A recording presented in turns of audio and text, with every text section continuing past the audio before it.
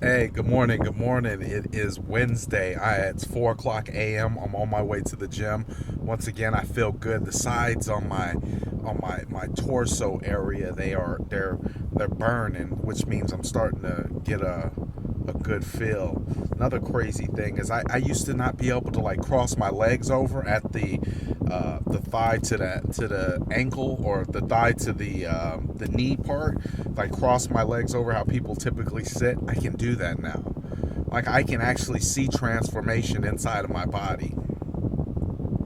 What's going on is this crazy. I got this super. I mean, and trust me, right now there is a storm. Literally, if somebody was to walk in my life right now, or walk in my door, do an inventory of what's going on in my business, what's going on in my personal, I mean, probably to somebody walking in, it looked like my life is fucked up.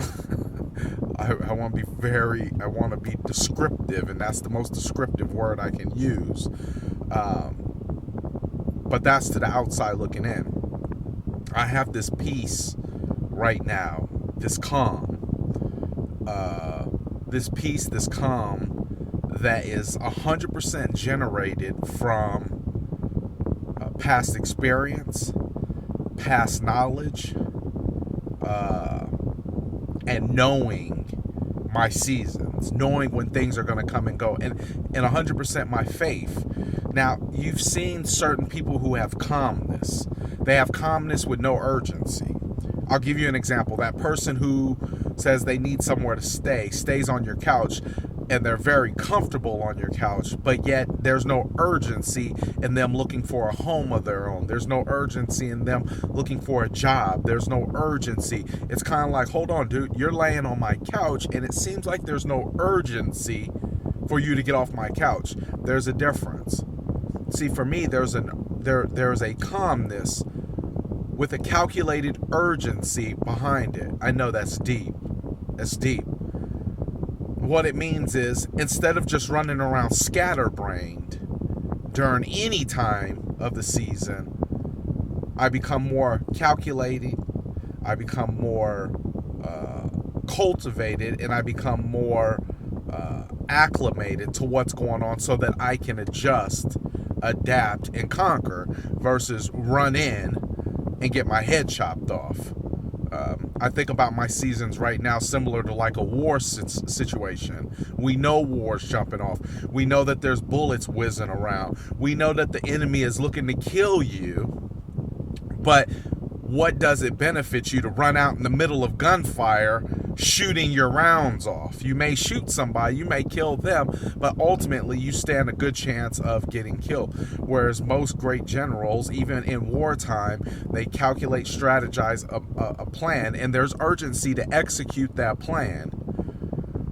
The ability to have urgency to execute a plan perfectly has everything to do with relying on your faith, relying on your previous experience, and relying on knowing that this storm will come and it will go, and knowing what the storm is going to do.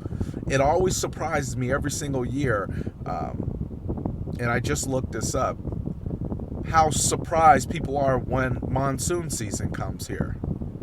Never ceases to amaze me. Somebody says, oh my God, it's raining in Arizona.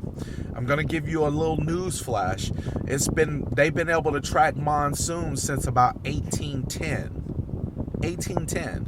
The monsoon has came at the same exact time every single year. But yet we treat it and act like it's something new. Now, some of you are saying, well, I don't treat it like it's nothing new. Yeah, you do. Yeah, you do. Yeah, you do. I'll tell you how. It's raining outside. And before you automatically say it's monsoon, or even look to see that, hey, the calendar says it's this date, monsoon always comes right now, it's monsoon, you go through a bit of shock first, and then come to the conclusion that it's monsoon. So you do immediately hit a shock factor. What I'm saying is that the storms and the seasons are going to always be repetitive. They're just going to be on different levels. When you graduate, you just have different levels. You go from monsoon to haboob. Once you accept that monsoon's been here since 1810, you get tripped out by the habib or haboom or whatever the thing is called. What I'm saying is that there's going to be a certain point in my life right now that I have a calm urgency. I know it sounds kind of like an oxymoron. Like, how can you be calm and urgent at the same time? Well, because when you have enough knowledge and when you have enough faith and when you have enough understanding and when you have enough past experience, you're able to kind of pull all these different resources together, and guess what you can do? You can have a calm urgency where it becomes an effectiveness, but it doesn't become like your own little personal torment or storm that you're going through. Make sense? Well, either it does or it doesn't make sense. The fact of the matter is that it exists. I was just talking to AZ about that. You do have the ability to have calmness, no matter what's going on. Every single bill could be due. You can be in the position of losing your home. You can be in all types of crazy situations. And you can have a calmness. Because once you tie all those things together, and I'm telling you, God is my witness. God is my witness.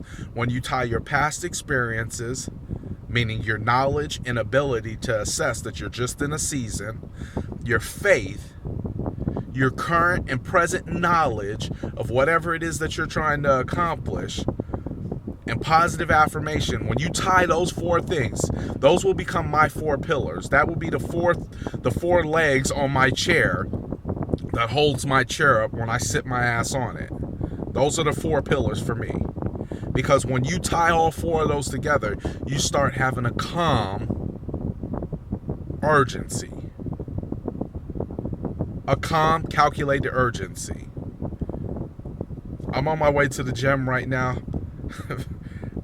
You can't teach this stuff in school.